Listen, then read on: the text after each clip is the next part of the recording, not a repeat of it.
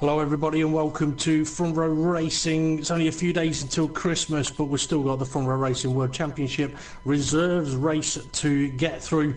And tonight it's at Canada. Your commentary team for the event, Front Row Racing GP and RMS Maranello 55. Good evening DP, good evening RMS Maranello. How are you? I'm good, thanks, and you? Not too bad. Just for those that don't know RMS Maranello, your name is Oliver, and you are one of the World Championship drivers, are you not? I am indeed. I haven't been for the last couple of rounds because I've moved house, but I intend to get back at it. Yeah, well, I'm going to come to that in a short while. I'm going to go through a little bit of the process that you've been through to get to the point you're in at the moment with Front Row Racing, because that's one of the reasons why we do this race. These races for the World Championship Reserves. But I'm going to run through the drivers on the list that we've got in the lobby with us. I'll run through some of the guys that should be with us that we're just waiting on to see whether they're going to join shortly. But also we might get some of the other World Championship drivers in just to fill up some of those empty slots, and we'll explain a little bit more to all the viewers in a moment. So some of the guys that will be racing this evening, on the screen we can see Tebs 007 in a Sauber, Drew with lots of numbers after his name in the Renault, Tyler R 2003 in the Renault. I won't be racing, that's my name there. And then we've got Braken Clays in the Scuderia Ferrari, RDB 86 in the Force India, and Kane Ayanda.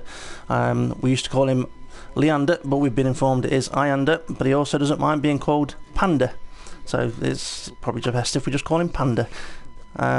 So he's in the Force India as well.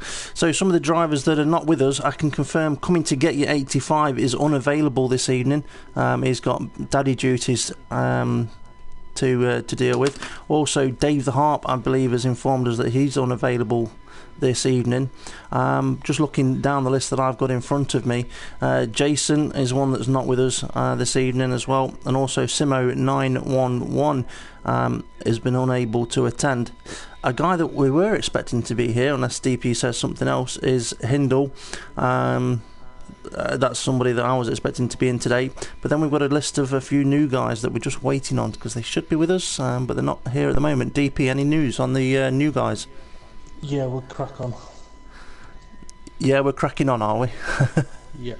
Okay, so I guess that means then that you're going to be inviting the World Championship drivers, and I'll wait for the all clear from you before we hit ready to go through to the main lobby. But yeah, some of the guys that are not with us that we're expecting, the new guys, try and pronounce some of these names: Irma Hortel, Surtek Karatepe, and one other that I'll leave Oliver to pronounce. Oh, you. I can't even remember his name now. Put me on the spot here. Let me just try and find it. Right, it is. Yeah, It's an don't really interesting name. want to say it. Let's just put this. It's a tricky name to say. There's no way to say it without it sounding a little rude. I'll spell it. It's Onerurcum. So I'm going to say on your comb. Okay, we'll go with that for now. We've just noticed we have lost the driver. Just say lost the driver. He's just dropped off the lobby. I think it was Tebs, so he may be back in shortly. I'm sending out invites to the WC drivers now, so Tebs will get another invite as well. Okay. So don't need to worry about that. But yeah, I did message the new guys, and they said that they're not going to be able to make it, which is a bit of a shame because it would have been interesting to see how they would get on. They have shown quite a bit of interest, and also I was looking forward to seeing how they do against the other World Championship Reserve drivers, but also against some of the World Championship drivers when they come in and join us. So yeah, we'll see what happens. I'll try and get Tebs back in as well. But yeah, we're going to have to give it a couple of minutes to get the World Championship drivers in. We've been waiting a few extra minutes to get these new guys in. Unfortunately, if they're not going to be able to make it, not a lot we can do about that, but that is the reason for the slight delay. Yeah, and I just noticed that we've had Yep, it is the World Championship drivers coming in, I should say. We've got Casely and Jamie James, Temp Fear. Okay, so just a quick update really on what the World Championship reserves are, and I suppose the easiest thing to say is it's the pool of drivers that are looking to race in front row racing full time. Now we have the seats in the World Championship, which are all taken at the moment. So this is the races that run on the opposite Wednesdays. Stuttering my words a bit because I'm trying to think of the easiest way to explain it. But basically, the races in front row racing are fortnightly. So on the alternative week, we race the reserves with the same league rules basically in place on the lobby. So all the assists are off for the World Championship reserves. The assists on lobby is on the Thursdays. That's the World Series. So yeah, Oliver. So last season, before this season, you were part of what was known as the FRRI days. Which is now we don't do, but we do the reserves instead. So that's what this is. So it's kind of where you've come from, where you started off with in front row racing. Yeah, I did a couple of reserve races as well last season. But yeah, I started off in the front row racing Fridays, and I guess I showed what I could do. And I got picked for a reserve, and it was actually teammates for DP. Yeah, and go on then, DP. I'll let you explain. It might be easier for you. I was going to say, yeah, it was. When Ollie came in, did a good job. I mean, not only that. Should have won at USA. True, yeah, true. If I'd let you past. At the same time, I mean, you've also made use of reserves this season with you not being available for a few races. So, to a degree, I mean, that's worked quite well for your team in the World Championship, done what it's made to do.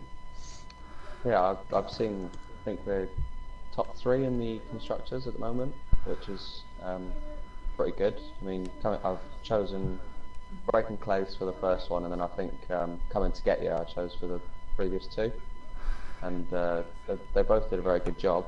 They've just been unlucky in some of the races, but yeah, they're helping with the constructors, and hopefully I can get back up there next week after Christmas and show what I've got again. Hopefully, yeah. Okay, we'll send the drivers over to the track. A fair few invites have gone out. I mean, obviously, we are only a few days away from Christmas, so we expected that attendance may be a little bit low. And some people may wonder why, obviously, it was decided that we would race tonight and tomorrow night. One of the reasons for it was that if we didn't race tonight and tomorrow night, then it would be a 4-week gap between the World Championship and World Series races, rounds 6 and round 7. A gap that we just felt was a little bit too long. So the Christmas races this week are the reserve races at Canada, which is one hell of a racetrack, as we all know. High speed, tricky corners. If it rains, it could get interesting. But I mean, this is a circuit where usually you'd perhaps go low aeros, but you've got to make sure the car can get round the corners. Yeah, go on, Oliver. This game has proved that the aero setting compared to the last one is completely different. I think you need quite high aero even on low downforce tracks on this game, which is strange. Yeah, it is one of those things that we have noticed. A lot of people have commented on that. Even though you might have drivers that like to run low wing, you can't. You've got to run with quite a high wing. And I think a few of the drivers have struggled with the setup initially because they're like, surely I can't have to run that higher setup, that higher wing on the setup. Let's have a look what this weather's going to be like. Oh my word. Oh, it is absolutely hammering it down. That is going to make it awkward for the drivers in this qualifying session. The qualifying session is 18 minutes long. The clock is already counting down, and I'm just having a look through. It should theoretically get drier towards the end of the qualifying session, so we may see more cars out at the end than what there would be at the start. There's even the possibility of dry being at the end, according to the weather forecast. But what is it going to be like for the rain?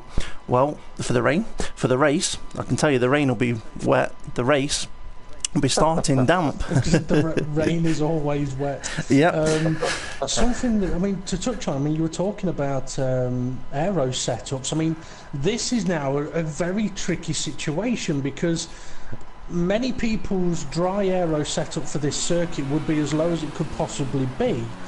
But if it's wet, you're probably going to need that little bit extra, but you don't want to carry that into a race that could potentially be 75% dry.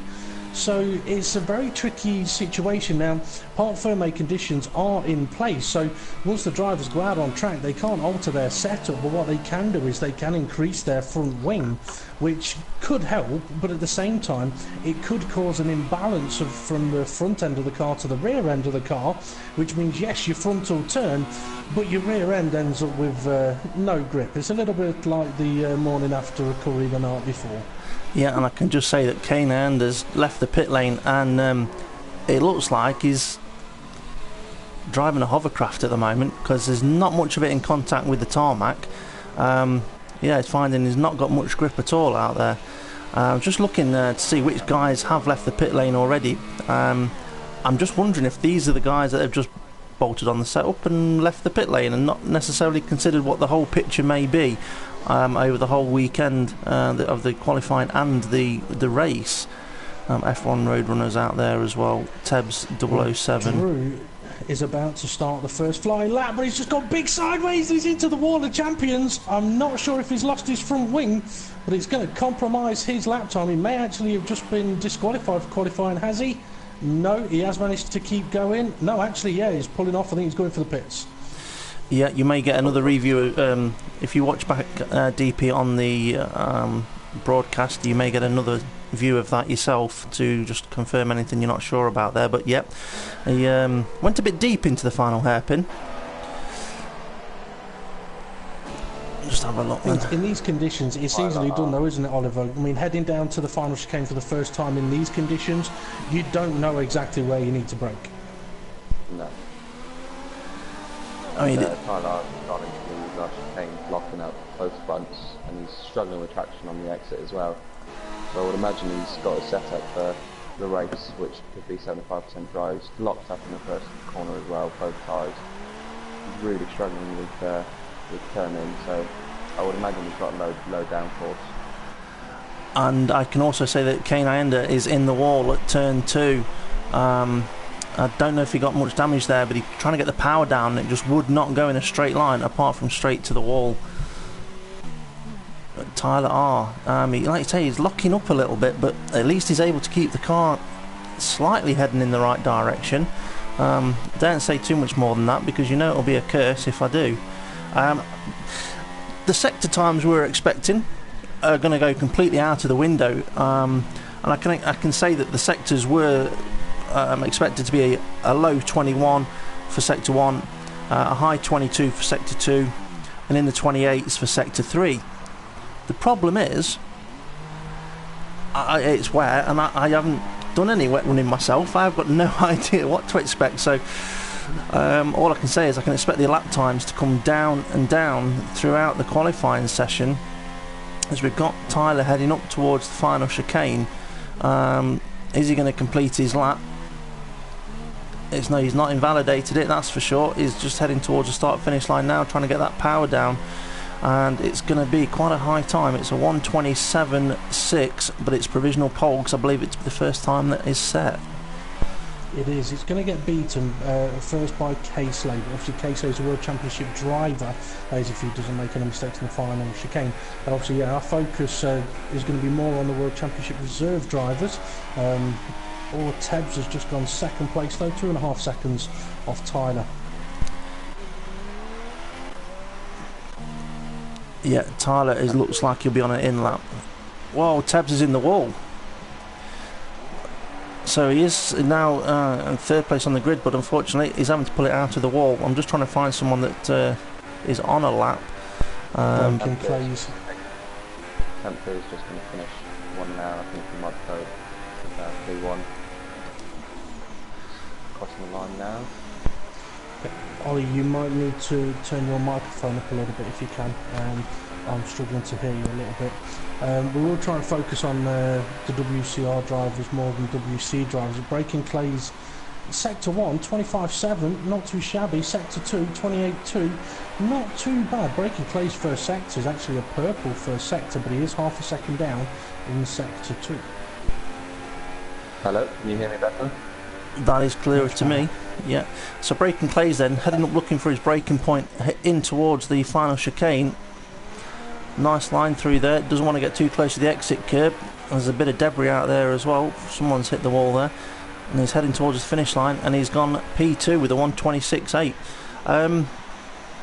We did notice on the screen a short while ago, DP, that it said F1 Roadrunner retired. I don't know whether that was a genuine retirement or whether he's sat on a deck chair somewhere under an umbrella. But I've got a feeling that he may have put the car in the wall somewhere. But I'm sure we'll find out. If he's sat on a deck chair, it's one that he had stashed in the car because the car's not going anywhere. It was a terminal damage deal. Oh, that's not going to be what he wants. And I can tell you what though, we've just got another purple Sector 1 from Breaking Clays of 25.4. So on his these times are starting to come down. So I'm going to stick with Breaking Clays. As he's heading in through the... Oh, he's just taking a little bit too much curb, but he's been able to control the car. He's coming towards the end of his Sector 2. His previous Sector 2 was a 28.2 and he's gone on 28.9, so he's off the pace. He's lost too much time in that middle sector. Have we got anybody else out on a hot lap at the moment? RDB, Tyler, Tinahan. Okay, RDB currently sat in 8th position.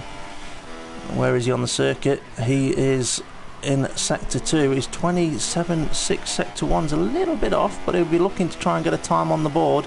If he's already got one on the board, he'll be looking to improve on it, because it says he's currently sat in 8th place. I'm trying to remember these turn numbers. Where is he at on the circuit? That would be turns 8 and 9, heading up towards the hairpin. Is Drew on one as well at the moment? Well, if you see any decent sectors, let us know. Good time from Drew there in the first sector.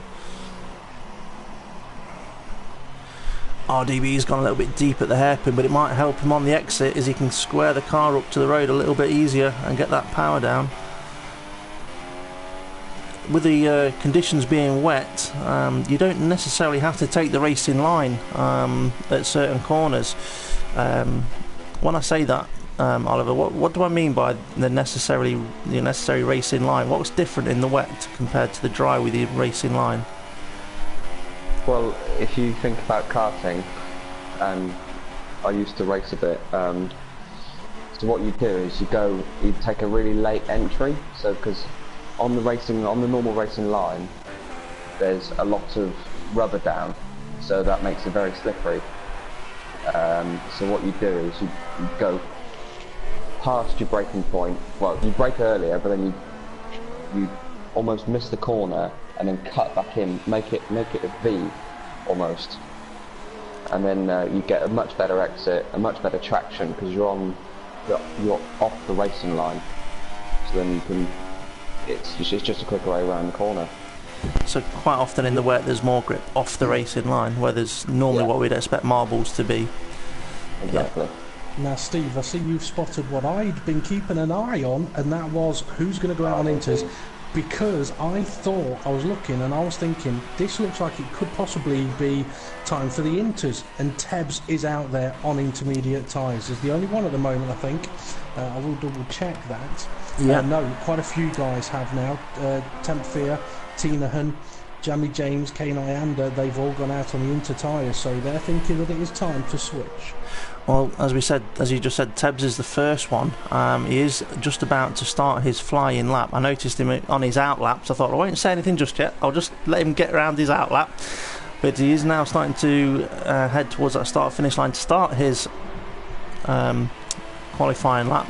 And it's going to be interesting to see what he can do, because his previous sector 1 was a 26.4, so he's going to be looking for an improvement on that.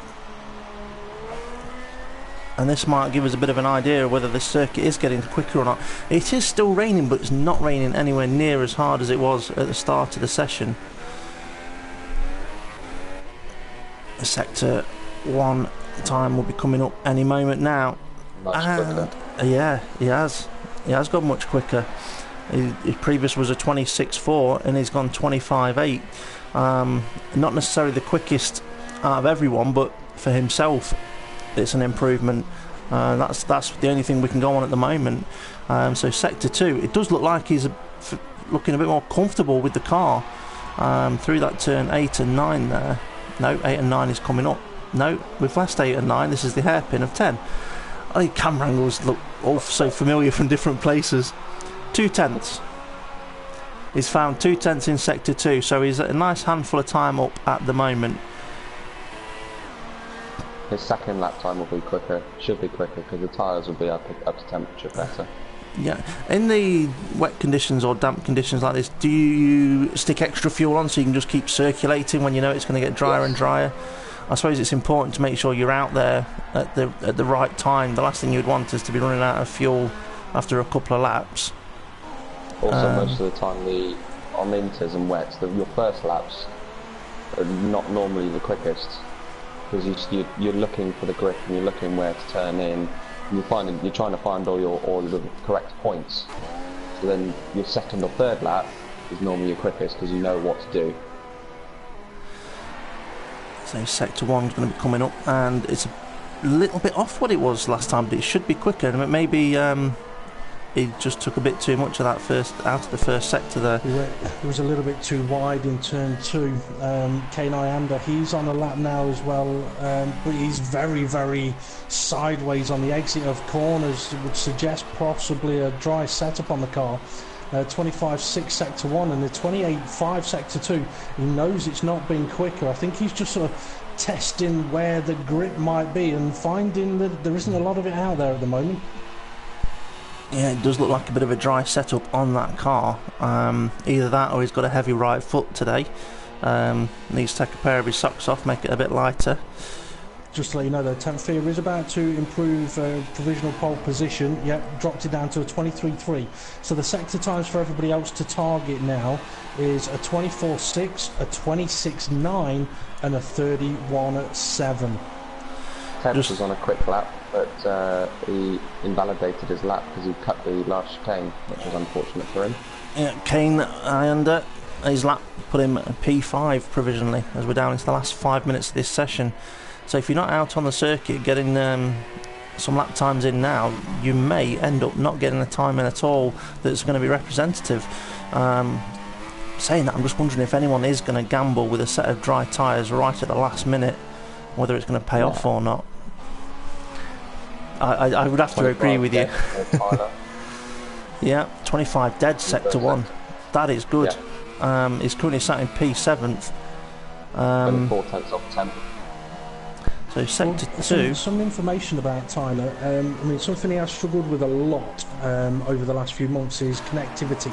And I'm going to curse him now, so apologies about that. Yeah, he struggled a lot with connectivity, although he does have new internet now, so his connection should be a hell of a lot better than it has done before. And if that's the case, it should give him a much better chance of trying to show what he's really capable of, because when you've got lag, it's so difficult to really show what you are capable of. As Jamie James, he's just stolen pole position, by the way.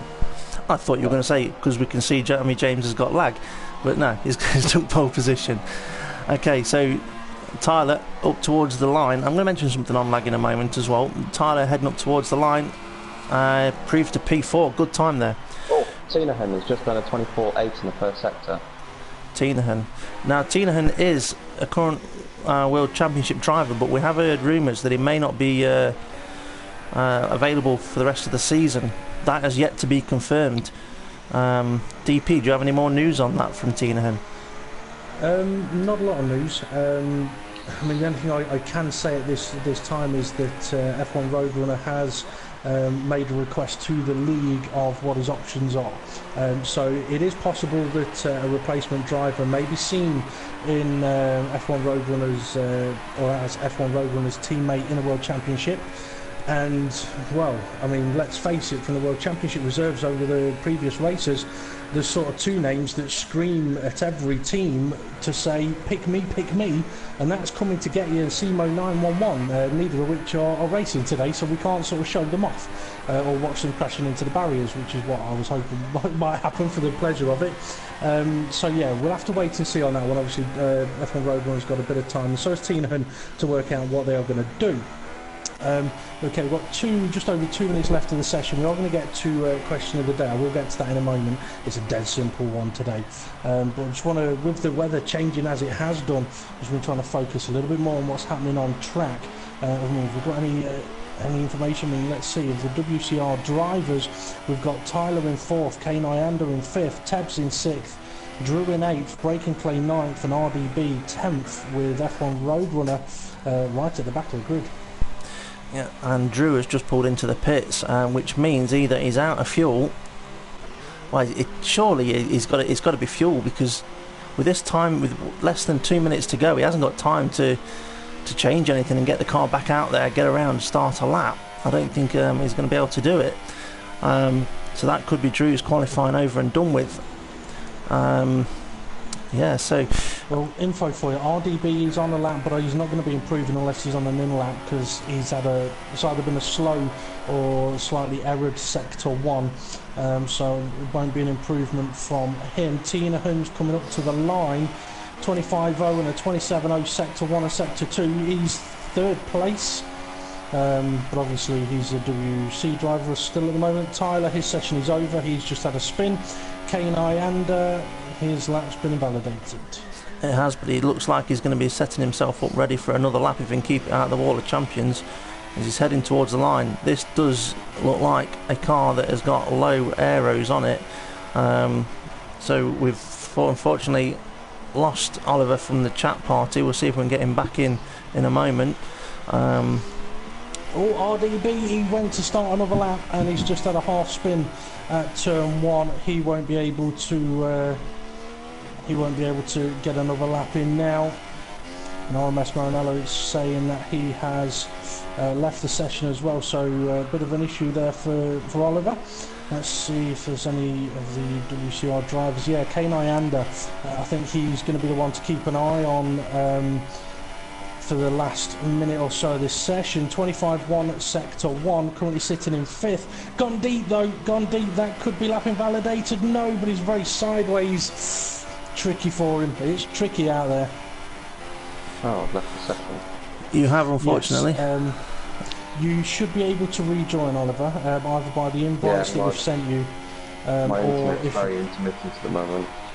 Okay, if it doesn't work through the invites that we sent you, then you should be able to join through the chat party by clicking on my name. He says he's on his way. We've been booted out of the pit lane into our commentary box as Kane, currently sat in 6th place, kisses the Wall of Champions. Ooh. And that's going to lose him so much time down there. But can he improve from 6th place still? No. Any time that he gained, he's just lost on that kiss with the Wall of Champions. So Tinahan is the only guy that is out on circuit. No, he's already in the pit lane, so that is going to be qualifying done. DP, do you want to read through the qualifying sessions unless I will qualifying do. times? I will do in a moment, but I'm just going to quickly fire out the question of the day. So, question of the day, pop your answers on the YouTube comments. How fast is the fastest car? It's as simple as that. How fast is the fastest car in the world? You've got to do it Clarkson style. Bear in mind though, I am doing it reference a certain website, so that is what I'm using as the correct answer. I'm not going to say what website it is so that people can't cheat, but yeah, give us the speed of the fastest car in the world. Okay, so qualifying is over. I tell you what, I think a few of these guys will be hoping that it is dry for the start of the race, but looking at the weather forecast, it did say that it would be a wet start to the race, which could get tricky, especially down into turn 1, 2, and then into the final chicane on the first lap. Did I just see Oliver's name come back up again? It did look like he may have left the session again, which would be a little unfortunate for him. Okay, we just have to try and rejoin when it allows you. Yeah, I will keep trying. And when we have the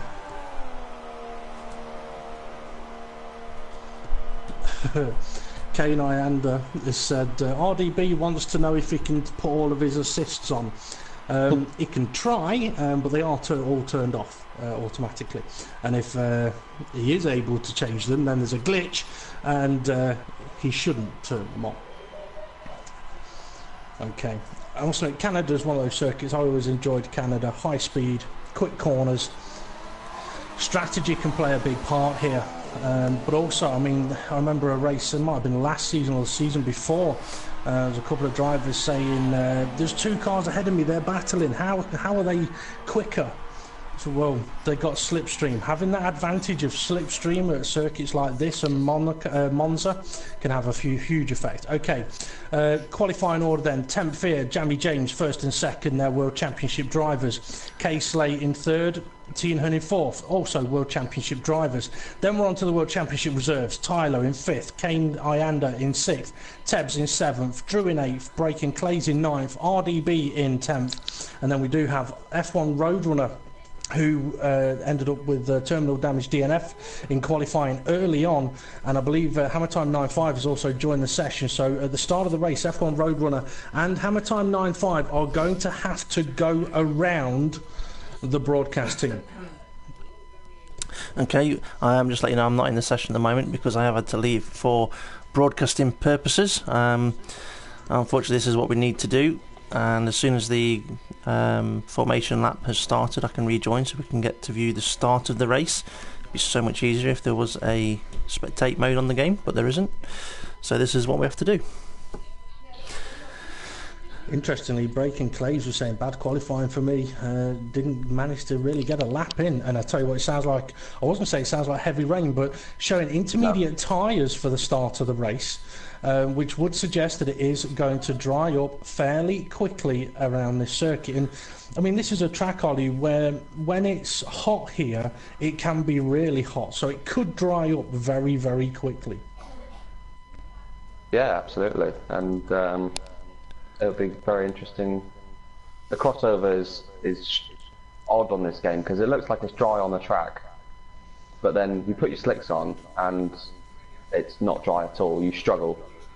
Evidence was China this year in the World Championship race. Yeah, there is a very sort of fine line. You have to make sure you get it right. Formation lap has begun. I mean, it was something that in the World Series race last week at Monaco that started wet and became dry. There were 2 drivers in that race that got that pit stop call for the switchover absolutely spot on. But it was complete luck, wasn't it, Steve? Sorry, I was concentrating on trying to rejoin the lobby. What was the that again question? The timing of yours and Dave the Harp's pit stops from the intermediates to the slicks last week. Oh, in Monaco, yeah, it was absolutely perfect because the following lap, Dave the Harp's teammate Jason pitted, who was previously ahead of me, and he came out of the pits behind me, so it definitely worked from my point of view.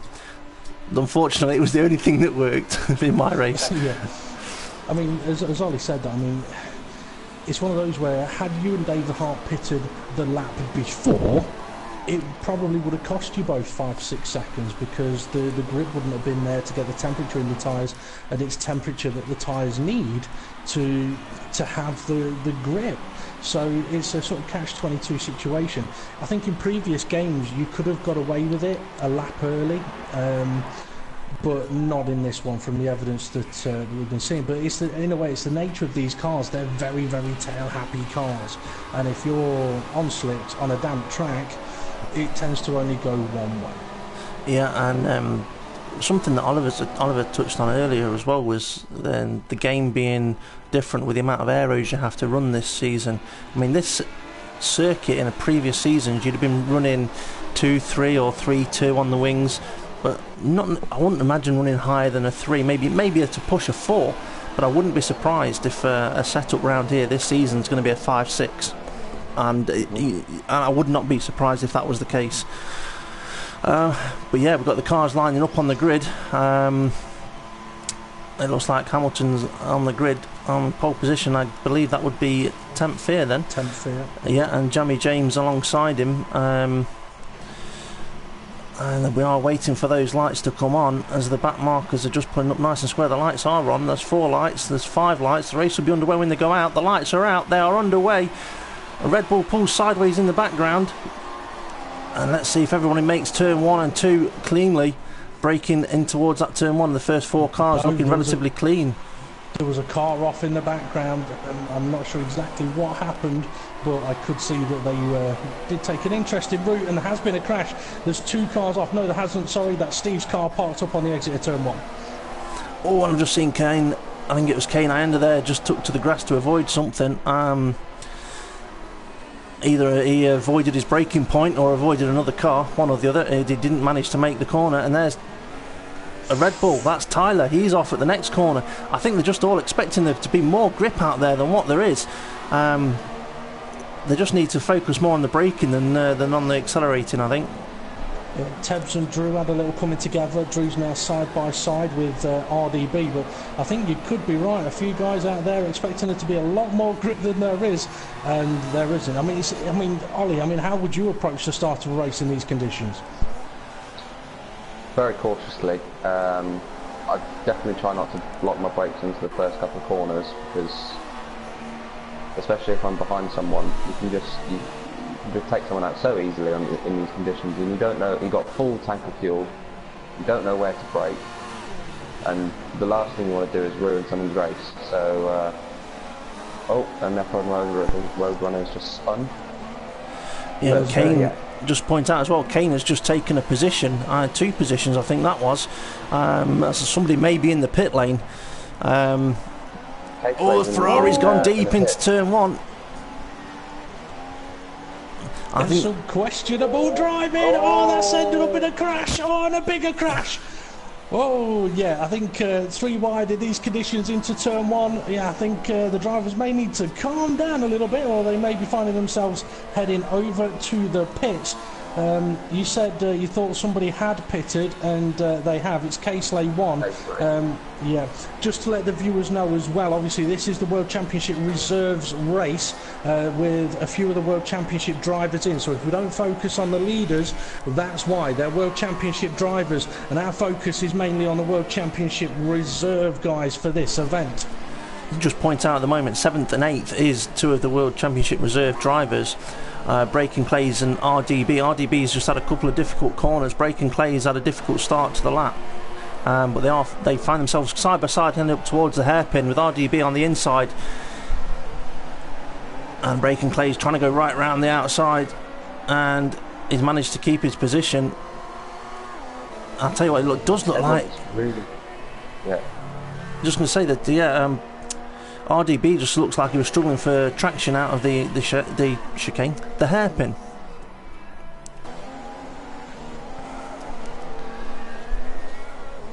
I was just going to keep quiet then to see if a car was going to hit the World of Champions, but neither of them did. Is that because they've both not been champions yet? Dave, any views on that? Well, I'm more interested in the Wall of Rookies. Yes, we need to discuss the Wall of Rookies, as they are pretty much rookies here in the World Championship Reserves. Any idea, Oliver, which is the Wall of Rookies? No. Is it exiting the hairpin? No, it's not actually. That would be a good shout, but anyone can hit that barrier. No, the Wall of Rookies. It's let's see, turn 1, 2, exit of turn 4. So the first chicane on the right hand side. Yeah. Catches quite a few drivers out, and some of the chicanes here they are quite tricky, and in these conditions it's going to be even more difficult. Sorry, I'm going to put in Kane Ianda's just broke himself into the hairpin, and Tyler's just made a move up the inside. Kane's into the wall again afterwards, and I don't think he knew Tyler was coming up the outside of him. Okay, I'm going to have to cut you off. Sorry, I'm going to have to cut you off. Tyler, he's in third place. Yeah. He's about to lose that position, though, to Tinahan in fourth place, going for the move inside of turn one. He'll find a lot of grip up the inside of there if he can get it braked in time, and he can.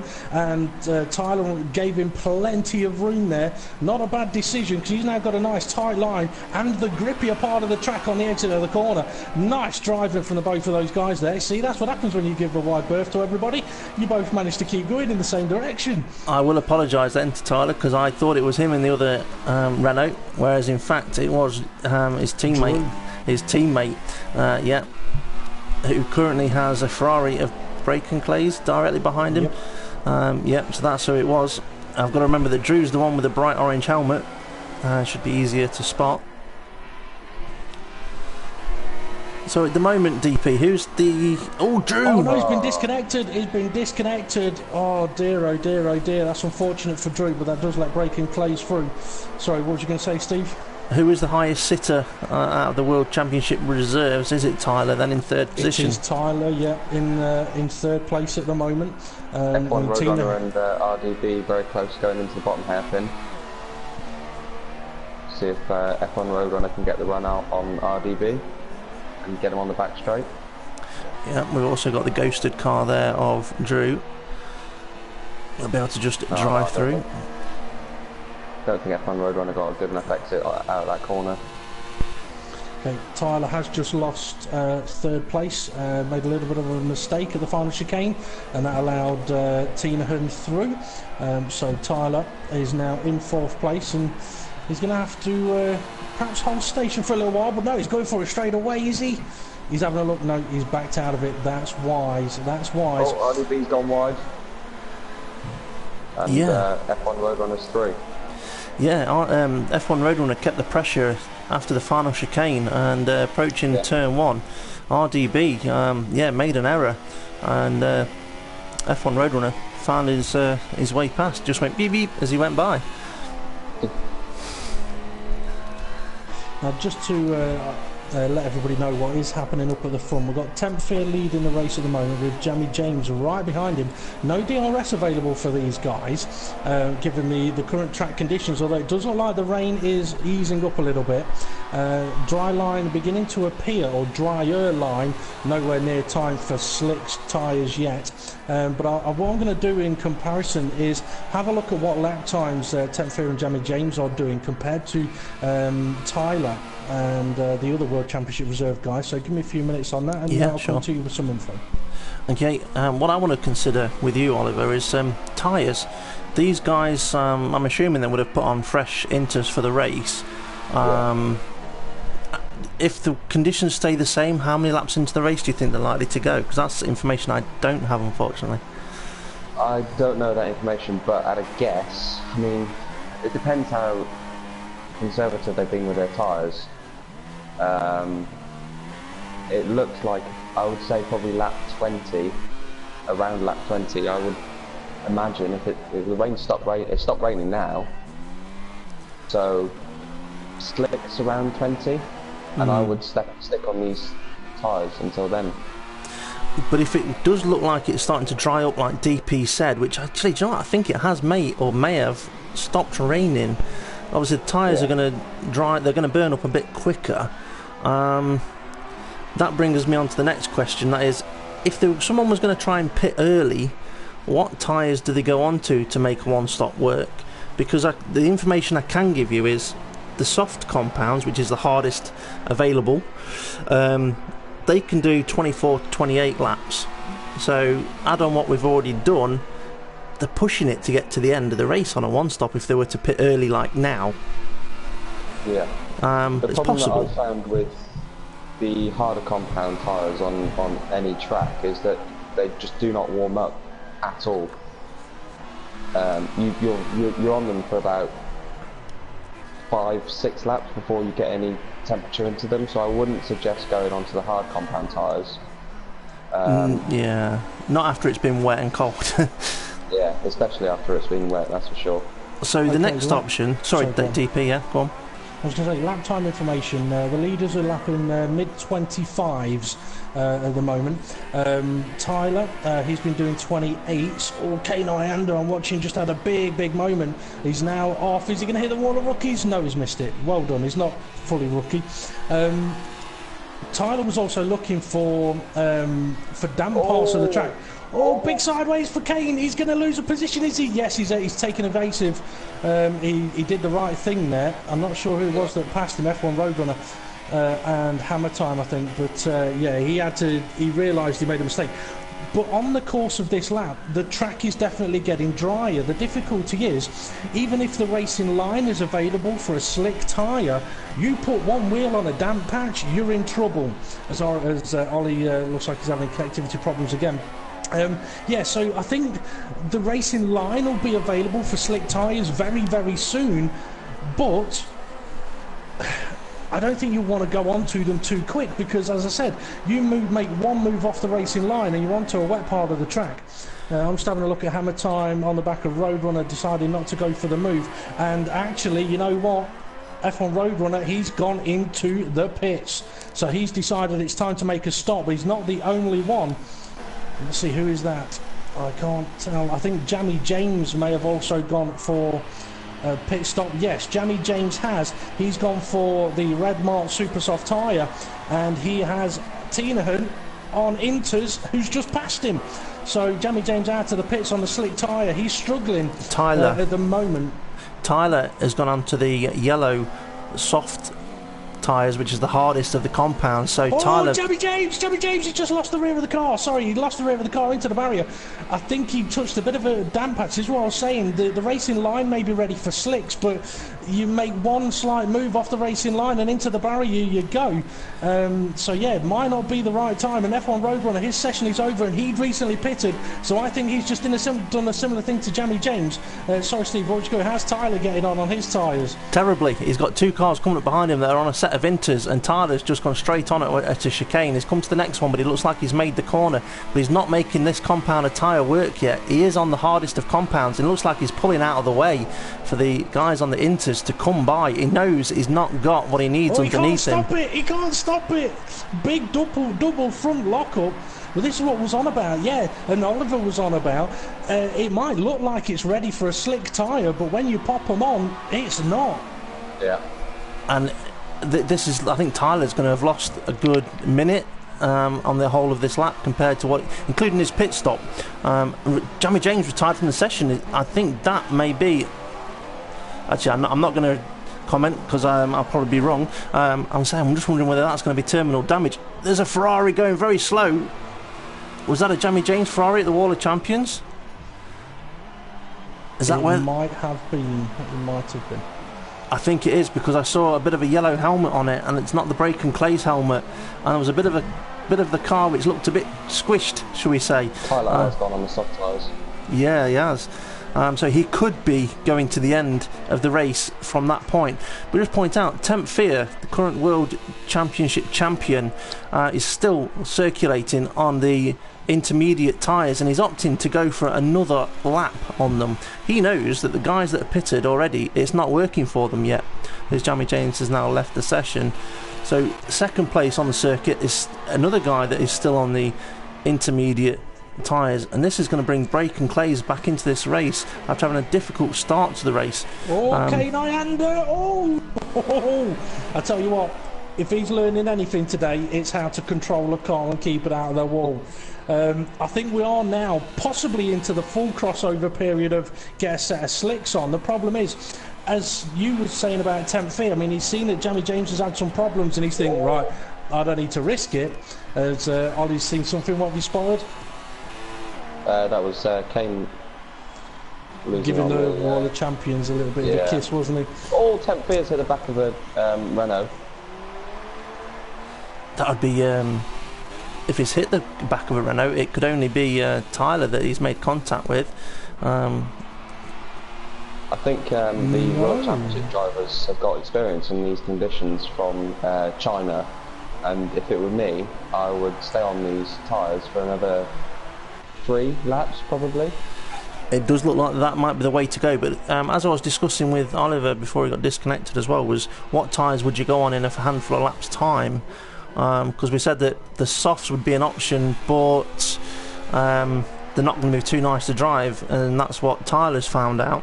Well, the super softs, the red wall tyres, they can do about 18 to 20 laps. So if you're wanting to go for a set of super softs and still do a one-stop strategy, you've got to take these that you're currently driving on for another 4 laps, really. Yeah. So yeah, it's going to be a difficult one. Little update for you. Oh, you're watching him as well. I was going to say, Breaking Clays, he's now the leading World Championship Reserves driver in 3rd place, and he's catching Tinahan. So, Ollie, if you want to take over and talk us through what's going on for Breaking Clays there. Me, sorry. Yep. Sorry, I missed that question. Go ahead, carry on talking about saying, Breaking Clays. Talk us through Breaking Clays catching up to Tinahan. Oh, yeah, okay. It just looks like Tinahan's struggling a bit with traction. I think lap 13 would probably be the best time to pit for... Oh, Breaking Clays getting it really sideways. It's almost... I think it might be in a drifting game instead of in a Formula 1 game.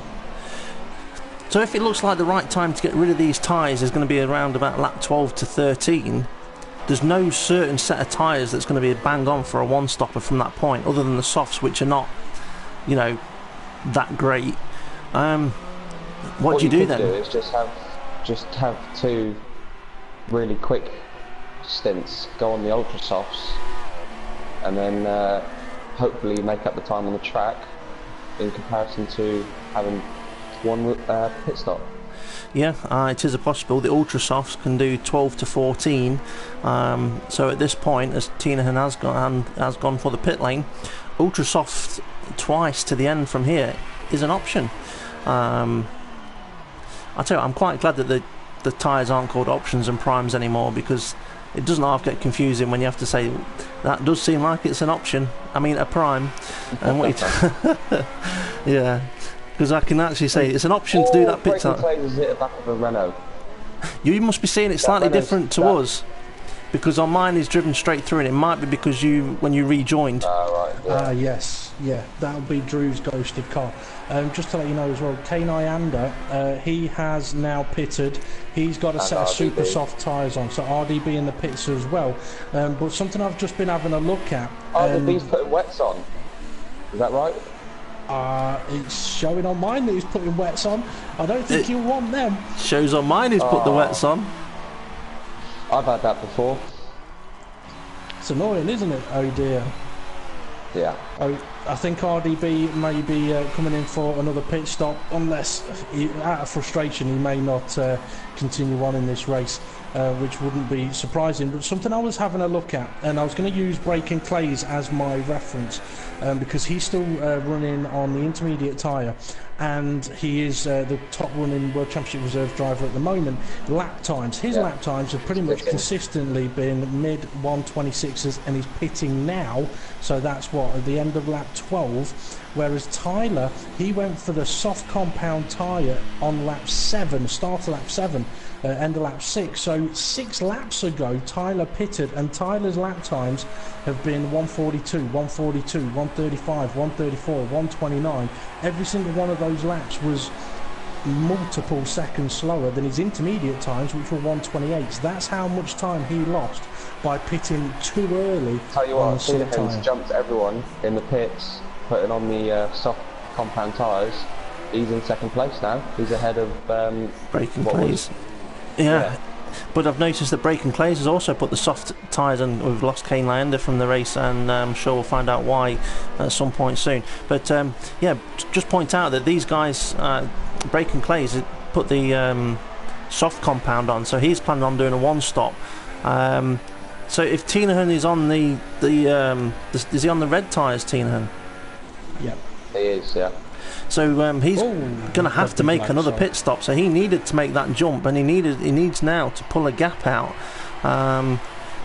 from the car behind Breaking Clays, because unless he can make those tyres last, but it's pushing it about 2 or 3 laps too far for me.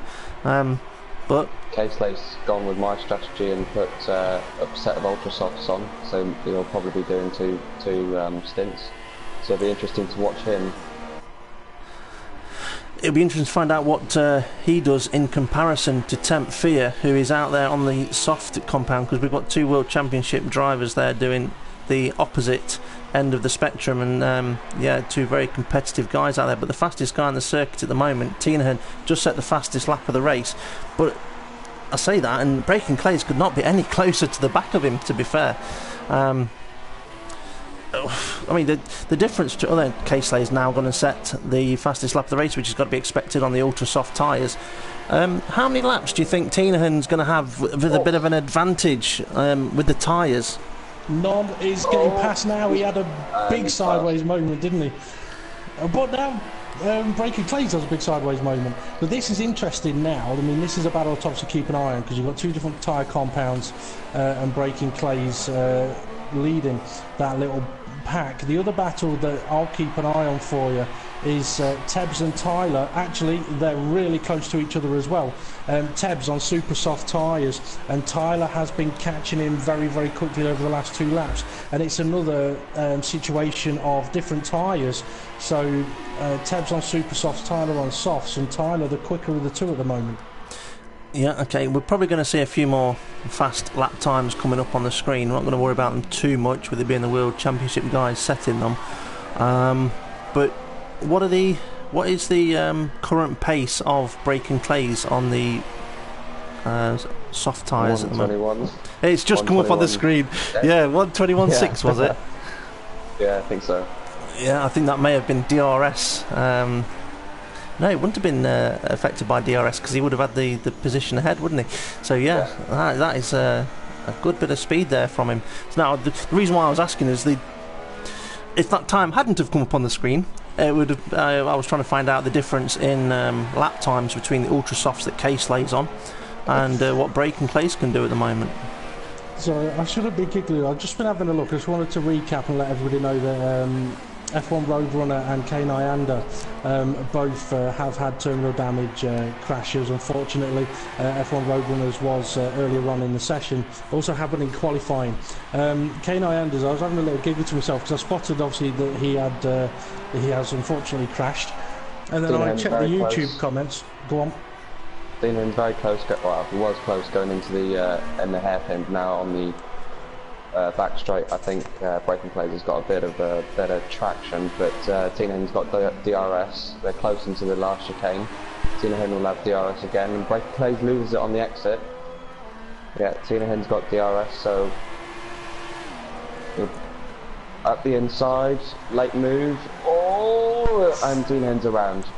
Yeah, I think Tinahan may have realised he sort of chucked it in there a little too late then. A bit unfortunate for him. He's now going to have to be careful of Casely, because Casely's coming around turn 2 quite quick on his lovely purple tyres. So yeah, I'll just recap on K Nyanda. I checked the YouTube comments, and you'll love this, guys. He said, well, that was one way to find out that the curbs are still soaked.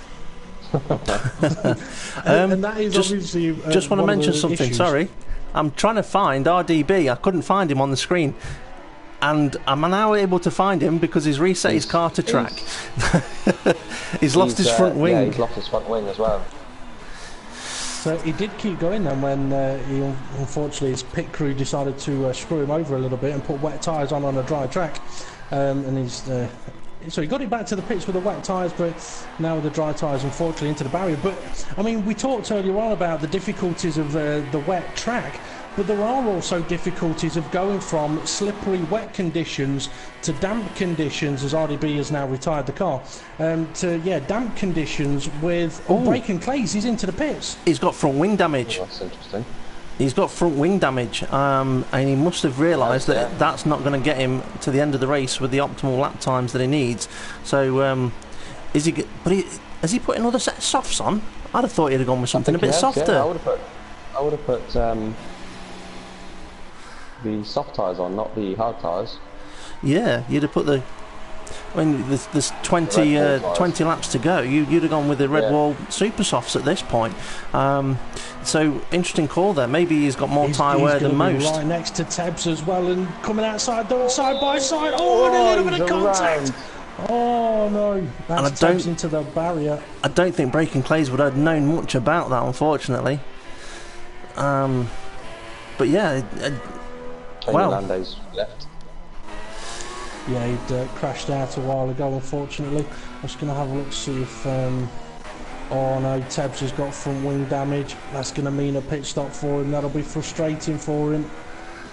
Caselay's in second position and he's only 35 seconds behind Temp Fear, who's on the soft tyres, and Caselay's on the ultra softs. So obviously Caselay has to pit again, and Temp doesn't.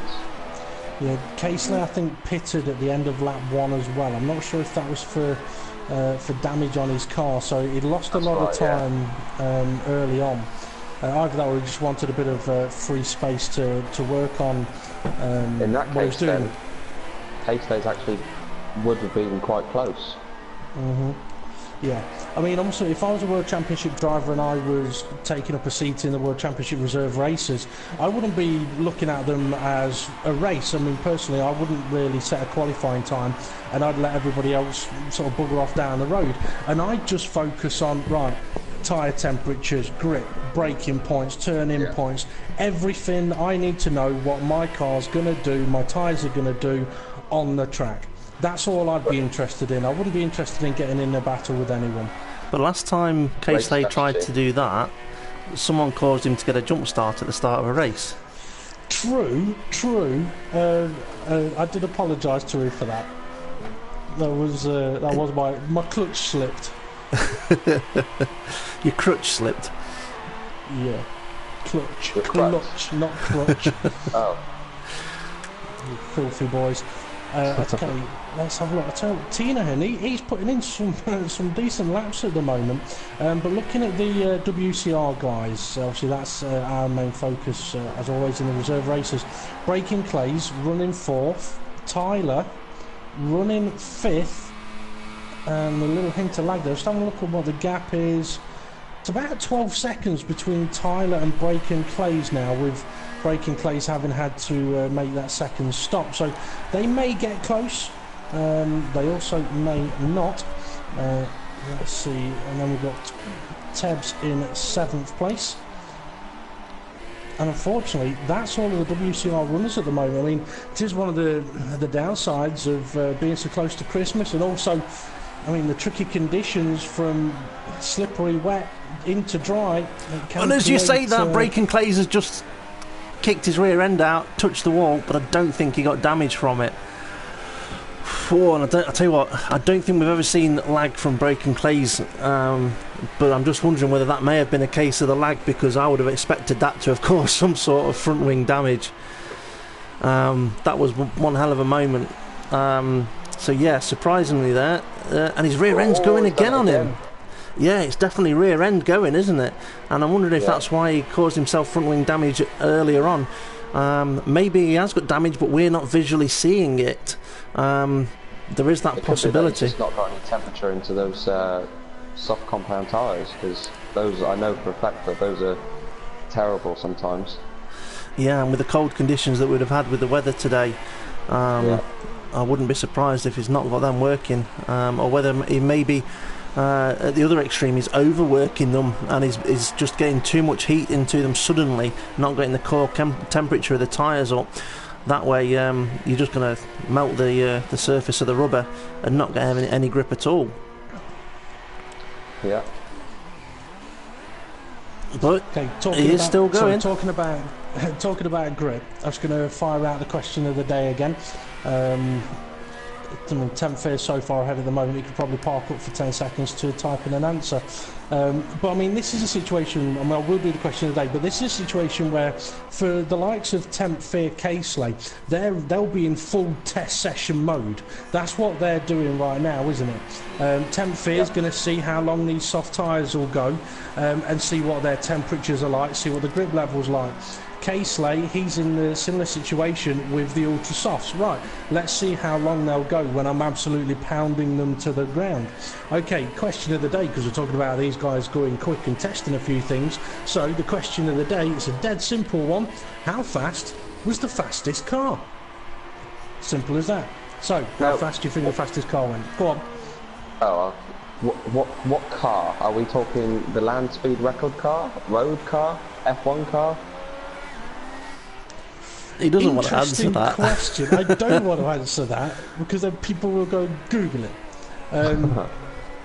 I'm just saying the fastest car. It has 4 wheels and a steering wheel. But yeah, it's fast. Let's put it that way. So does a soapbox race kart. Doesn't mean it's fast. True. It also hasn't got an engine, but there we go. Can I have a random guess then? Yep. Because I know the answer if it's a road legal car. I know that answer. But I'm going to go the opposite and go, knowing you, that's not going to be what the question you were actually asking. So I'm going to go with a random answer of 750 mile an hour. Ooh. So there you go. That'd be one way you definitely need to make sure your windscreen's fitted properly. Yeah. You would. Or canopy, as it probably uses. Yeah. So Braken Clays is just coming towards the end of his lap on these soft compound tyres, looking like he's going to go a few laps longer before he considers to do anything different. Interesting situation. Tyler in 5th. He's now got Temp Fear just ahead of him. He's just pitted for Ultra Softs. Ooh. That's going to move... yes, he has. He's already back out on track with Braken Clays right behind him. Yeah, Braken Clays right behind him, yeah. So that is an interesting one because... Oh, Braken Clays! Oh! That was sideways. Yeah, and I think he may have just realised that Tinahan is just ahead of him and he may be within reach, but he's got to keep calm and be patient because for him to catch Tinahan, he's not going to do it in the next 5 laps. He's going to do it in the last 5 laps. Yeah. And I say last 5 laps. Do you know what? Thinking about it, Tinahan's gone onto the ultra soft tyres with 23 laps, 24 laps plus this one to go. His ultra softs are not going to get to the end. Tinahan has got another pit stop to do. He's only got 8. He's only got 13 laps to do. 14. That's why I failed maths at school. Wait, hang on. I forgot. Does this count down or up?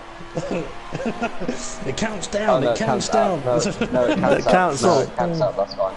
Yeah, it counts up. So he's got 13 laps. 13 laps. Yes. So now, yeah. In that case, my maths being as bad as they are. Now, if you're going to pit for a set of ultra softs, it would be the right time to do it because they go 12 to 14 laps, maybe 15 at a push. So K-Slay would pit now as well. DP calculation for you then, as my maths is rubbish. How many laps has K-Slay already done on his set of ultra softs? 12. So yeah, it's going to be any time. No, he's not done 12. He's done 10. He's on his 11th. Okay. So I didn't want to mention it because I was going to sort of mention it in a few moments' time that when he pitted, because obviously K-Slay will be a good signal of how many laps the ultra softs will do. I mean, I'll tell you what, I'll have a look at what sort of lap times K-Slay's been doing on those ultra softs. 121s, 119s, 117s, 16s, 15s, 14s. Tebs is on the ultra softs as well. He is. We'll have a look at Tebs' lap times in a moment. So let's see, K-Slay 8 laps and he put a fastest lap in and then the lap time started dropping off again. So could be looking 15-16 laps for those tyres. Tebs, let's see, how long has he been? Well, he was only on the super softs for a handful of laps because of damage. He's been on the ultra softs now since lap 17 and he too has been in the 114s, but he got into them much quicker. Okay, people have got penalties. Oh, sorry, Tyler, spun it. Wall of Champions. No, he's in the pit lane. That is lag. Okay. K-Slay is in the pits. So Tyler is putting on the ultra softs. You say Casely is in the pits. He'll be putting on his second set of ultra softs, which I believe he'll be doing right at the end of the pit lane. Then there he goes to his pit stop. Okay, so Braken Clays then currently running in 4th position. I don't think he's going to get a jump on any of those guys this time round. I think Casely is going to be out the pit lane and off up the road. Casely's already gone. Let's see, Tina Hearn into turn 1 now, and Casely's already heading up to turn 6 and 7. So did Oliver give us a number for miles per hour or kilometres per hour for the fastest car? Do you know what? Okay, I'll guess, because I don't have a bloody clue. Let's say 855. Oh, out of the race goes Tyler. He that can't be the wall of rookies, can it, DP? Peps is in the pits. No, it's not. It's turn 8 and 9. Because Mr. Hammer Time, so not Mr. Hammer Time, Mr. Hammer Time, Mr. Hammer, blah, blah, blah, blah. Mr. Hamilton's not with us. Hammer Time is just driven past. Peps is just business for another set of ultra softs. Yeah. So that is unfortunate for Tyler. It looked like his rear end just kicked out, unable to catch it, and it just shot him straight into the wall, knocked one of its wheels off. I'll tell you what. Okay, Temp Fear's pitted, but he's pitted for a set of ultra softs because he was covering off Casely. And Casely's only 11.7 seconds behind. And you'd have to say that would be a wise thing to do in a way, but it's not going to help us understand how far those soft compound tyres are going to go in this race. Apart from the one guy that's still driving around on them, but he has pitted for a new. Yeah, he had to pit for a new wing and then went back and stuck the same compound on. Thing is though, Temp Fear, I think what will be going through his mind is that he may know that Casely is doing like a double ultra soft stint, so he's done a stint on the soft tyres. He now knows what he can do on those. He's happy with those, and now he wants to know, okay, what's my speed like in comparison?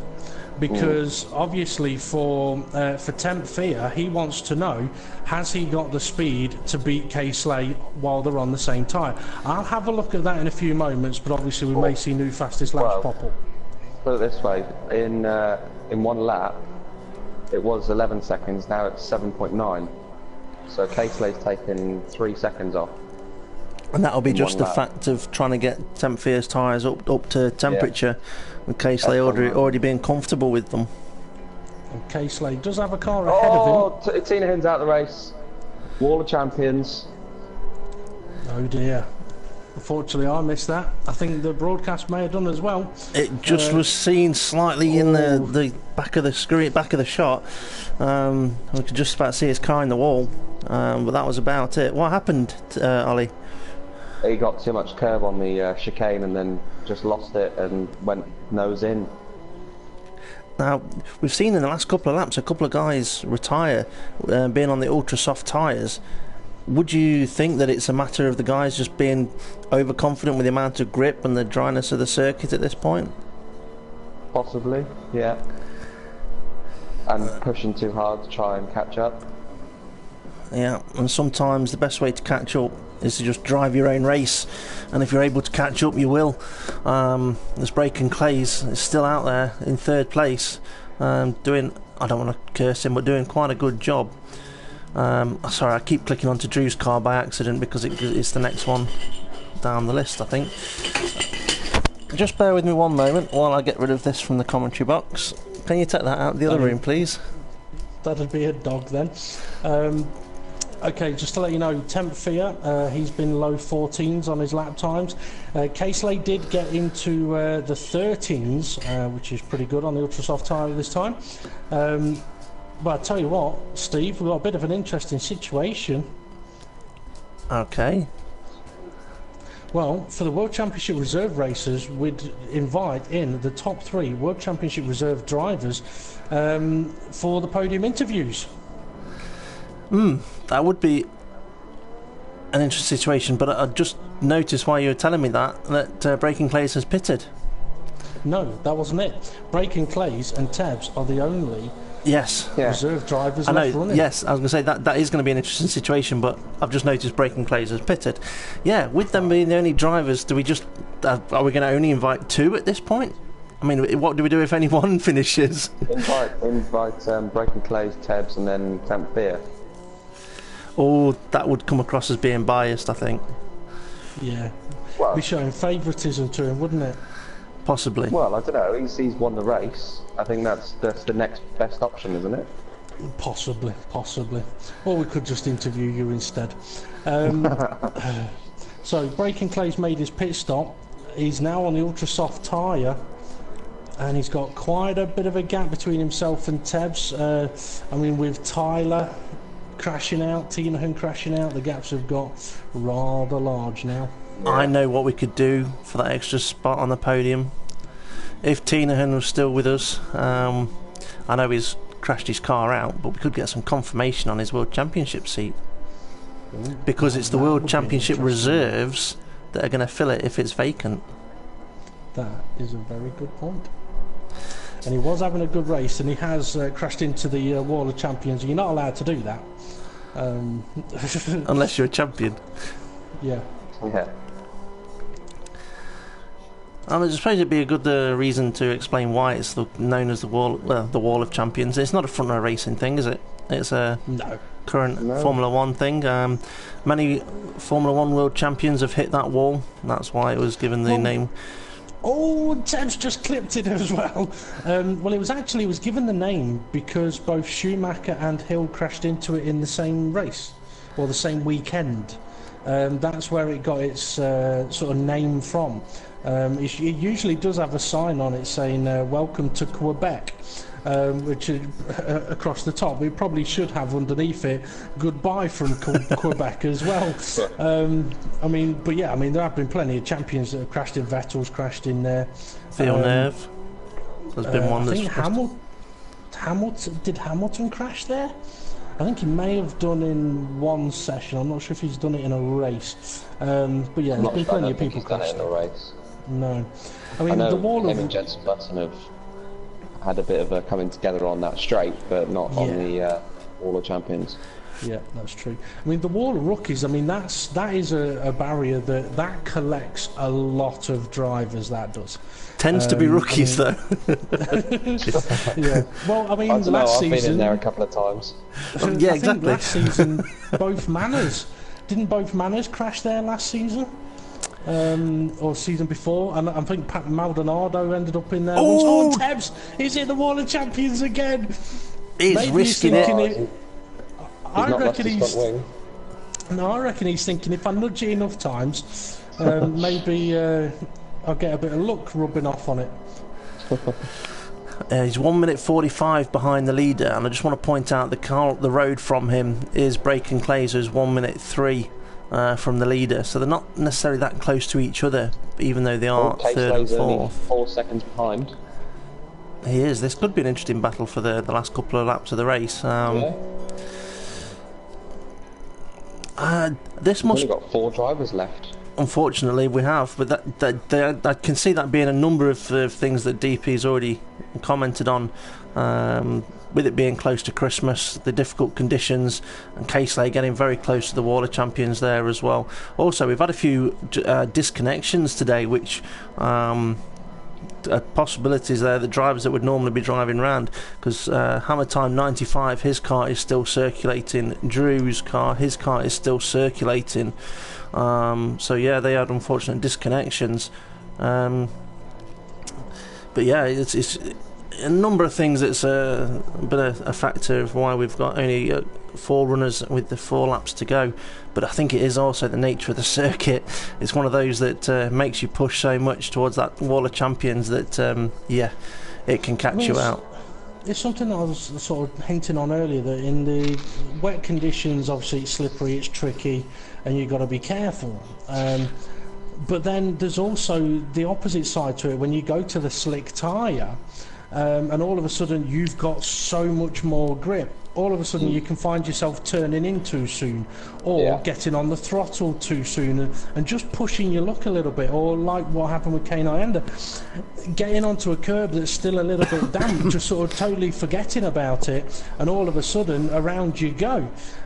So it's kind of a catch-22. Yes, you get the better tyres, yes, you get the faster tyres, but there's also risks to it, because it's one of those things where, as Casely's getting really close now, 2.5 seconds, so we may have to sort of focus on this battle for the last couple of laps. It's one of those things where, I mean, I've said to people before, like, if you set your car up for the hard compound tyre, not necessarily the hardest, but the hardest that you're going to run in a race, then when you put the soft compound tyre on, don't drive faster. Drive the same way and your car will go faster, because the tyres, that's what they do.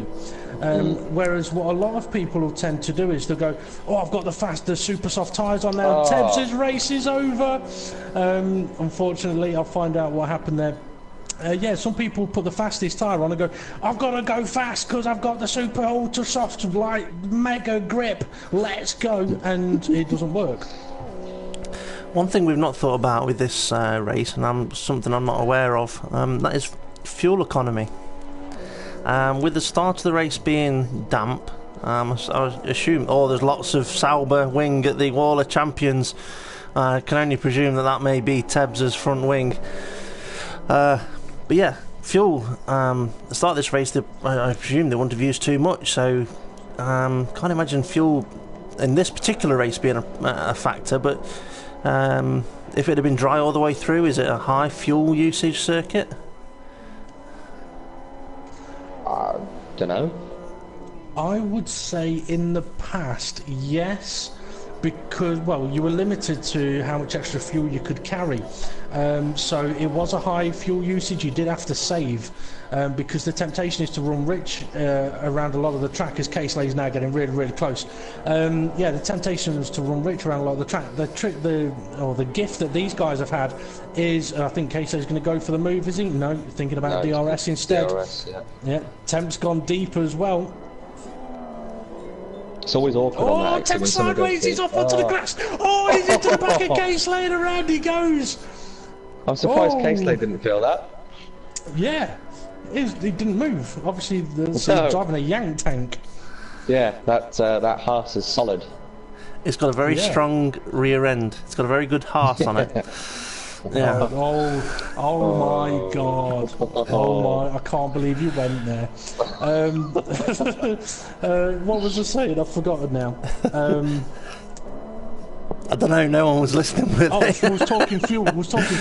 Yeah, these guys, because it was wet at the start, you don't want to be running rich and possibly not standard in a lot of places, so you can save fuel in the wet conditions and really burn it up later on. Now, obviously on this game you do get more of a choice of how much fuel your car carries, so you can underfuel a car and run it light, but you can't run rich, or you can overfuel your car and run it rich a lot.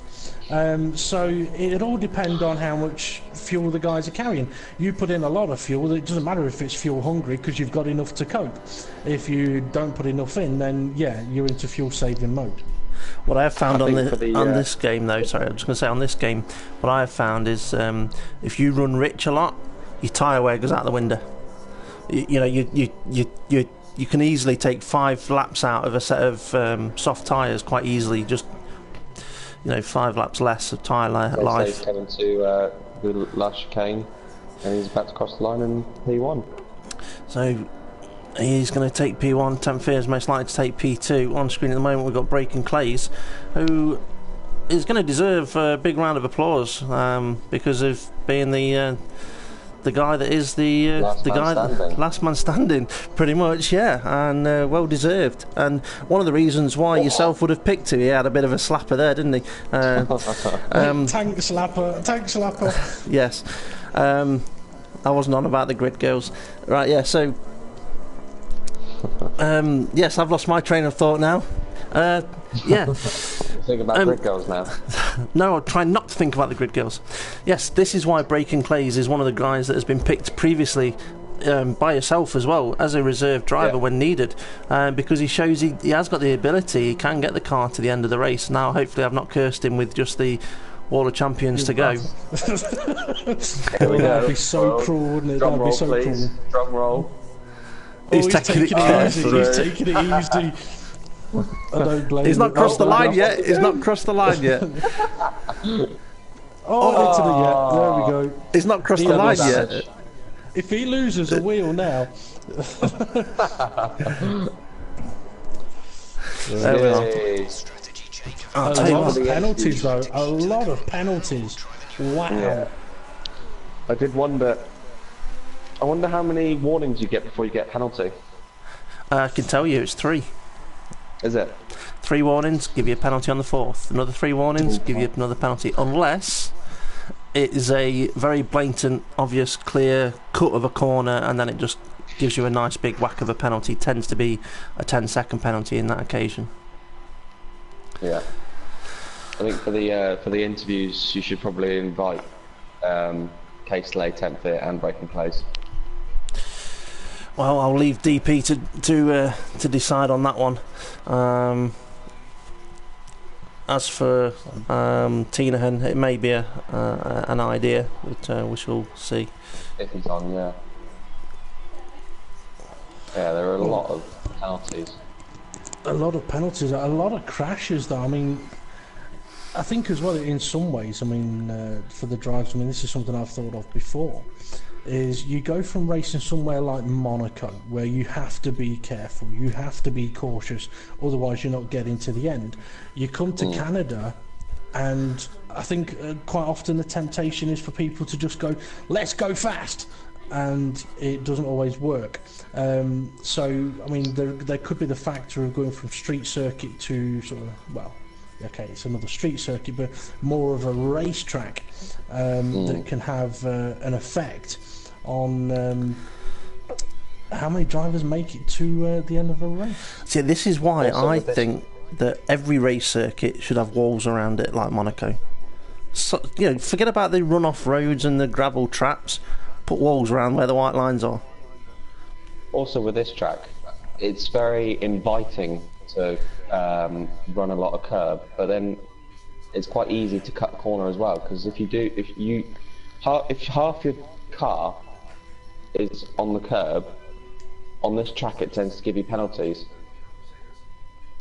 That is not something I've experienced yet myself, but that's not because I've cut corners and not experienced it. It's because I've not actually done many laps yet in preparation for my World Championship, my World Series race, which is just after Christmas. But I think it's going to be interesting to find out what, especially some of the guys that are joining us on the podium, what they think to that. DP, do you want to, while we've got these guys in, do you want to just ask question of the day again? Also, actually, I'm going to mention. I was going to mention, yes, anybody that's watching on YouTube, if you want to ask the podium guys, who DP will confirm who they are in a moment, any questions, I'll say who the podium guys are. We only had 3 bloody people finish the race. Yeah, so much irony about this. Well, I've invited Tenfair Casely and Breaking Clays in, although I was tempted to invite in a few of the WCR drivers that didn't make it to the end. But really, to get on the podium interview, really, you should at least finish the race, which Breaking Clays very nearly didn't do. It's got to be said, but we'll get on to that in a few moments. I will do question of the day in a second, but I will quickly mention as well at this point, the next events is the World Series reserves tomorrow night, 7:30 p.m, and then we're on to the winter break for Christmas, because apparently it's Christmas this Sunday. I think so. Happy holidays. I'm still at bloody work, and I might be next week. Well, the way I see it is, I'm a bit of a miserable old git, you know. And people say, "Why don't you like Christmas?" Because I don't really like Christmas. For me, if it ain't snowing, it don't feel like Christmas. That's just the way I am. Go north then. Go on, go away. No, it rains too much up Scotland. No one wants you here. Go to Iceland or somewhere like that. Go on, cheerio. Is it because she charges you double on Christmas Day, Dave? No comment. No comment. Yeah, taxes as well. Prices of taxes and stuff like that. Yeah, it's New Year's Day. Let's hike the prices up. Anyway, question of the day. We'll get on to that instead. It's a dead simple one. What was the speed of the fastest car? So if you want to have a crack at answering that one, feel free to pop in your answer on the YouTube comments. So what speed was the fastest car? Is this an F1 car, road car? What car? What vehicle? Not telling you. I've used a You're not a land specific speed record or something. I've used a specific website, and that's what I'm going off. And I've not told anyone what website it is. For all you know, I could be on about radio-controlled cars. But anyway, have a guess at the fastest car. Okay. That's so unfair. I know. Okay, on to the podium interviews. And you know what? I think you should start with Breaking Clay, seeing as he was the only remaining World Championship Reserve driver. So, Oliver, fire away. Ask him some questions. Well, how are you feeling about finishing the race? Yeah, you're the last man standing.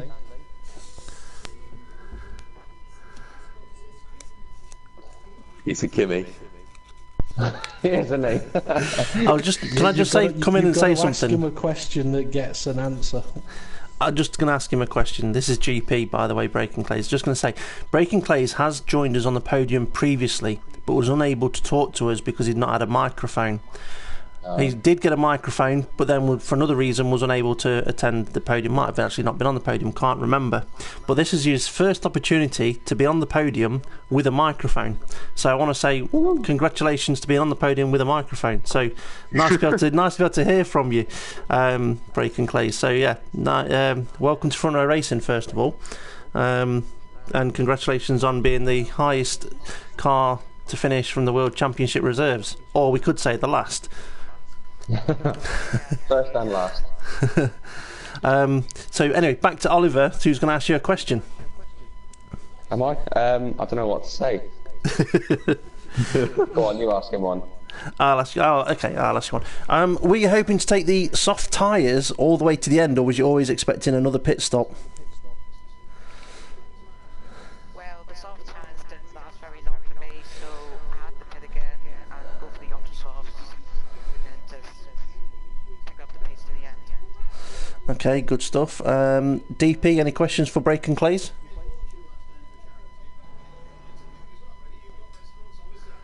DP, you might be on mute. Sorry, I was just checking. He's very, very quiet on the broadcast, so he may not have set his microphone to allowed to be shared. Which, if that's the case, might be unfortunate. So, before I do ask you anything, if you can just go to the chat party, go to party settings, and in there should be microphone allowed to be shared setting.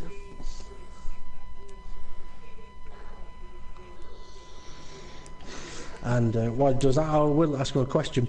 I mean, it was an interesting race. Couple of good battles with Tinahan early on. I mean, the only sort of questions I would perhaps ask is, do you think you would have been better off going for an ultra soft tyre or a super soft tyre earlier on? And having now done a race, if you were to do another race tomorrow, would you change anything in your setup? Well, first of all, I am able to attend tomorrow, and I think I could have changed my setup, but mine was a very high downforce because of the qualifying that was raining. And I think I could have been on the super softs instead of the softs during the race. Yeah. It looked like you were struggling with rear traction quite a lot. Was that your case, or was it just our cameras? It was just my pace there. I'm just not really used to the without assists really. And I haven't been playing F1 2016 in a good while. Fair enough. Okay, DP, do we have any questions on YouTube for Breaking Clays? Not really. Just a few congratulations to him, which, yeah, is fully deserved. yeah, congratulations on that. And we'll come to you in a moment with the question of the day question for you to answer. DP, you've invited a couple of strangers into the World Championship Reserves podium. Behave. I mean, you're not horrible. You've been marinara asked the first questions. I know. I've only got one. I've got a question for Temp.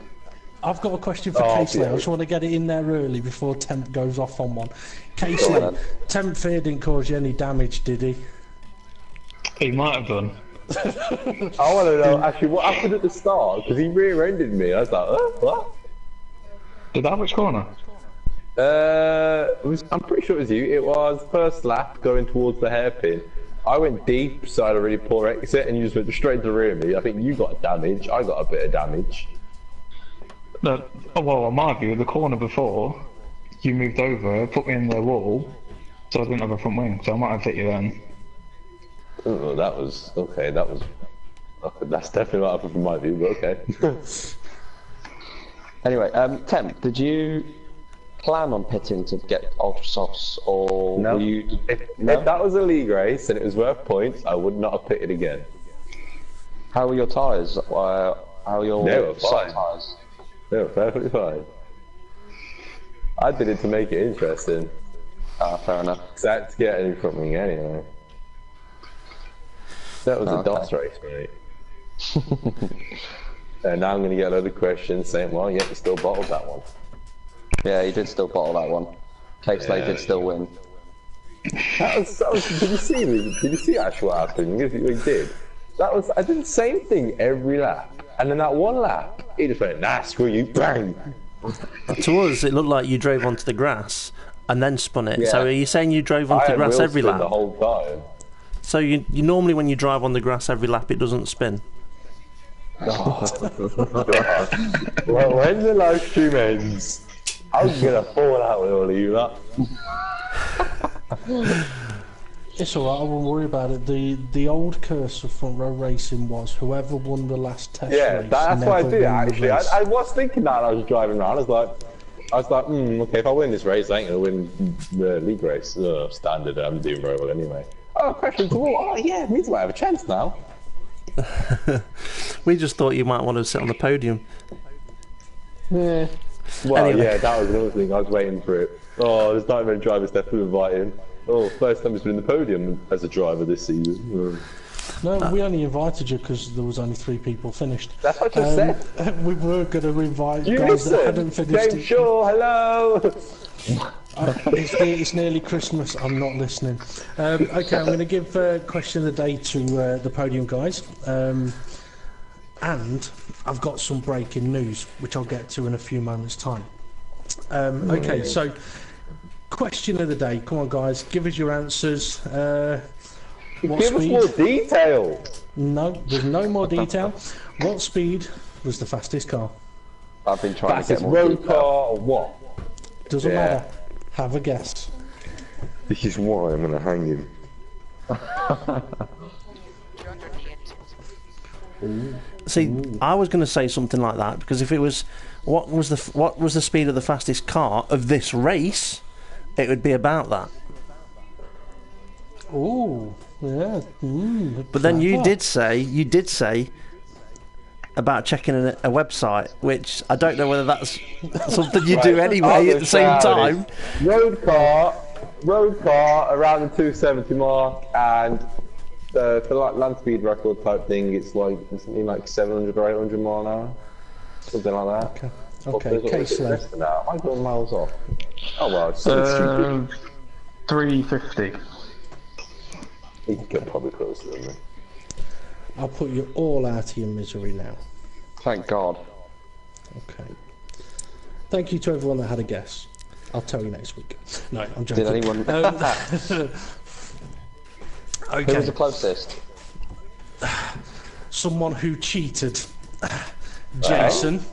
Jason. I'm suspecting Jason, what's his cheating from website? That's where he Jason. gets all his questions from. Put it to your favourites, Jason. The official land speed record, 1,227 Whee! kilometres an hour Okay, so I which was works closest. out at 763 Whoa, what did I miles guess? an hour. You guessed 750, I think it was. Whoa. So I said yeah, 855. yes. So yeah, there you go. Okay, would you like some breaking news? Yeah, Dave's retiring, leaving. Boy. Okay. The Prancing Rosso Toro Rosso team of the Front Row Racing World Championship has just confirmed, but we're waiting for confirmation from the driver, that Simo 911 will take Tina Hunn's place from round And 7. I can hear everyone cheering. So, Who's taking his the place? Sorry, drivers. my internet cut off. Simo 911. Now, Simo, for anyone that, God. there's a reason why the guys are reacting like this. For anyone that's been watching any of the World Championship Reserve races or the World Series Reserve races, Simo 911 is a fairly damn quick driver. Well, He's I've won a been race- ruined every damn race so far. He's won a race in the World Series. I think he's won a race in the World Championship as well. Yes, God, I love it. So yeah, it's going to make And he's things taken, very, 10 very pouch. interesting. Yeah, that's true, actually. He took 10 out of China. I don't I've been recall caned that. every race, mate. Don't worry about it. But anyway, so there's your breaking news. So yeah, that's going to spice things up a little bit in the World Championship. I mean, there's one way to look at it though, Temp. If Simo- Okay, are if you Si- just going to say exactly what I think you're going to say? possibly, if Simo 911 is winning the races, then it means that Mr. Hamilton 44 isn't. Yeah, and I'm not either. Come on, Dave. You see how far behind I am? I do towing kill every race. See, and I'm meant to be the grumpy old man. You got to look in the positives, not the Hang on, negatives, you're still saying you had a worse season than me last season. because it winds you up. You're and it miles works. off. You won the first race. I got killed. My Christmas present to you, Temp, is to annoy you. Okay, so time to just about wrap this up. So think- yeah, go on. I think, I'll let you I go. think your Christmas present to Temp has been delivered and opened. It's a bit early. Yeah. Okay, so yeah, next up on the Front Row Racing YouTube channel will be tomorrow night for the World Series Reserves. That'll be the last live event of 2016, not of F1 2016, just of the year 2016. Everyone's had a heart attack. So yeah, come and join us for that one tomorrow. Hopefully the weather will be similar to it was today. So yeah, come and join us for that, and then I'll just confirm the exact dates. The World Championship will be back live on Wednesday the 4th of January, and the World Series will be back live on Thursday the 5th of January as well, with the Sunday the 8th of January being the last of the Project Cars PCS races, round 10. And then there'll be further information released about Season 5 on Project Cars. So for anyone that's been watching, if you managed to get to the end, well done, because obviously there was limited drivers getting to the end of that race. So Got yeah, to well hear done. me have a shout at Dave. Worth it. No, because deafness means I can't hear it. One of the joys of old age. So yeah, for anyone that is watching, if you are interested in joining F1 or Project Cars on PlayStation 4, come and find Front Row Racing on Facebook. I'll post a link on the description. So thank you and well done to all of the drivers this evening. Thank you very much to RMS Maranello for joining us in the commentary box, and Front Row Racing GP for working the cameras for us. Say goodbye and happy Christmas, everyone. Goodbye. And Goodbye, happy and Christmas. happy Christmas. Everyone. See ya. Thank you very much, everyone.